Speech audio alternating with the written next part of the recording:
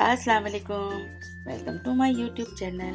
आज मैं अपने चैनल पर बहुत ही शानदार रोगनी नान की रेसिपी लेकर आई हूँ, जिसे हम बहुत आसानी से घर में तैयार कर सकते हैं।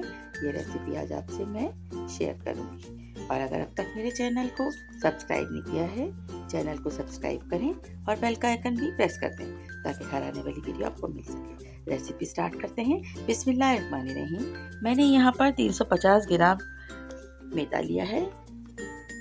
मैदे को छान के और अब इसमें हम जो चीज़ें ऐड करेंगे वो आपको वन बाय वन मैं बताती जाऊंगी।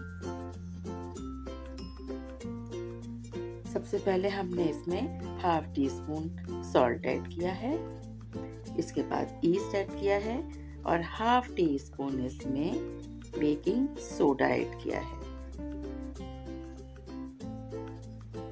और 1 टेबल स्पून भर के हम इसमें इंस्टेंट ईस्ट ऐड कर लेंगे।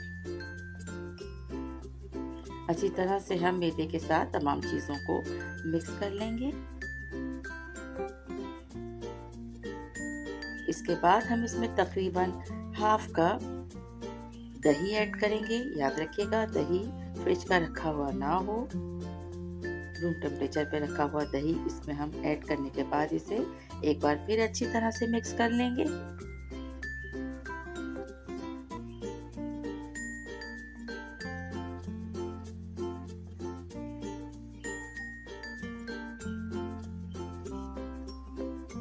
इसके बाद हमने इसमें 1 टेबल स्पून देसी घी ऐड किया है। आप चाहें तो यहाँ पर मक्खन भी ऐड कर सकते हैं, लेकिन 1 टेबल स्पून से ज़्यादा ऐड नहीं कीजिएगा। तमाम चीज़ों को अच्छी तरह से हम मिक्स कर लेंगे।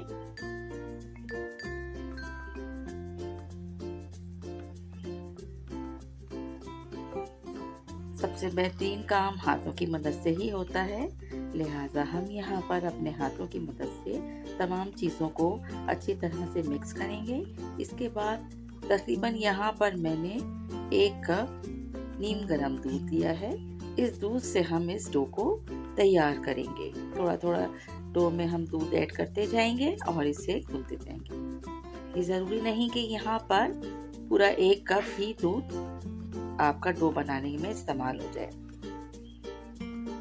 1 कप दूध नीम गर्म लिया है, लेकिन इसमें पूरा दूध नहीं जाएगा। गूंथने के बाद बहुत अच्छी तरीके से हम इसे एक सॉफ्ट सी डो तैयार कर लेंगे।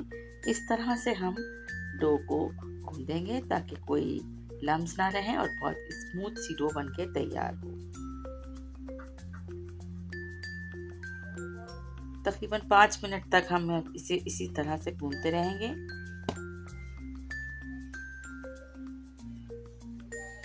इसके बाद हम इसे राइज होने के लिए रख देंगे।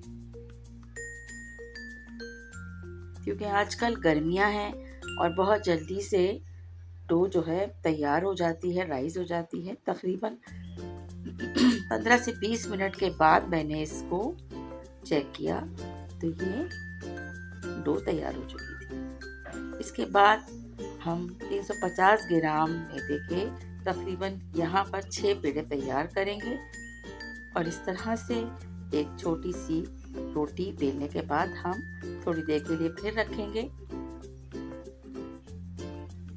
अच्छा, मैंने यहाँ पर एक नॉन स्टिक फ्राई पैन मेरे पास था, लेकिन अब ये नॉन स्टिक नहीं रहा है। इसकी तमाम जो कोटिंग होती है वो इसकी रिमूव हो चुकी है, तो ये बेस्ट है क्योंकि हमें इस नान को इस फ्राई पैन के साथ पेस्ट करना है। इसको चिपकना चाहिए, अगर ये नहीं चिपकेगा तो हम तैयार नहीं कर पाएंगे। इस तरह से नाइफ की मदद से मैं इस पे जैसे नान का एक टेक्सचर होता है मोड़ दे रही हूँ। कोशिश कीजिएगा लोहे का ही फ्राई पैन इसमें इस्तेमाल करें आप। नॉन स्टिक पैन पे ये नहीं चिपकता है। कोई ऐसा आपके पास फ्राई पैन जिसके ऊपर स्टिक ना रही हो। अच्छा, यहाँ पर आप खाली दूध भी ब्रश की मदद से लगा सकते हैं। मैंने दूध के अंदर थोड़ा सा जर्दे का रंग ऐड किया है और एक और चीज़ है, अंडे की जर्दी भी इस्तेमाल की जाती है, लेकिन मैं यहाँ पे दूध का इस्तेमाल कर रही हूँ।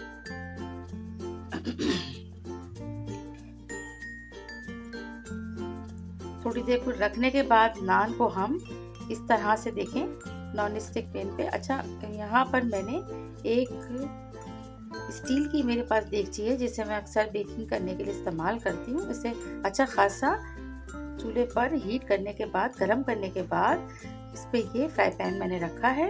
और रखने के बाद जब एक साइड से रोटी तकरीबन हमारा नान ये जब तैयार हो जाता है तो अब हमें इसी ही देगची पर इसको पलट देते हैं। और ये स्टिक हुआ हुआ है इसलिए ये देगची के अंदर नहीं गिरता है। और अगर ये खतरा हो कि ये गिरेगा तो आप थोड़ा सा पानी इस फ्राई पैन के ऊपर लगा सकते हैं। मैंने भी हल्के हाथ से पानी इसके ऊपर लगाने के बाद ही नान को रखा था। देखिए ये किस तरह से आहिस्ता आहिस्ता आहिस्ता कुक हो रहा है। मैंने बहुत ज़्यादा थिक नहीं बनाए हैं नान, और बस ये एक मीडियम इसका वो है थिकनेस। आप चाहे पेड़ा हैवी लेकर इसे थिक भी बना सकते हैं।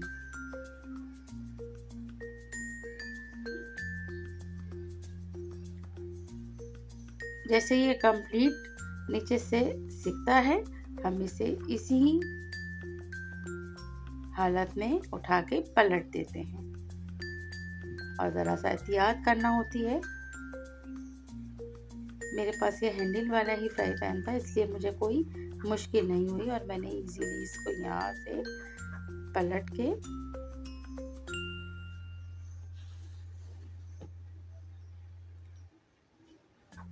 इसका साइड भी चेंज कर लिया।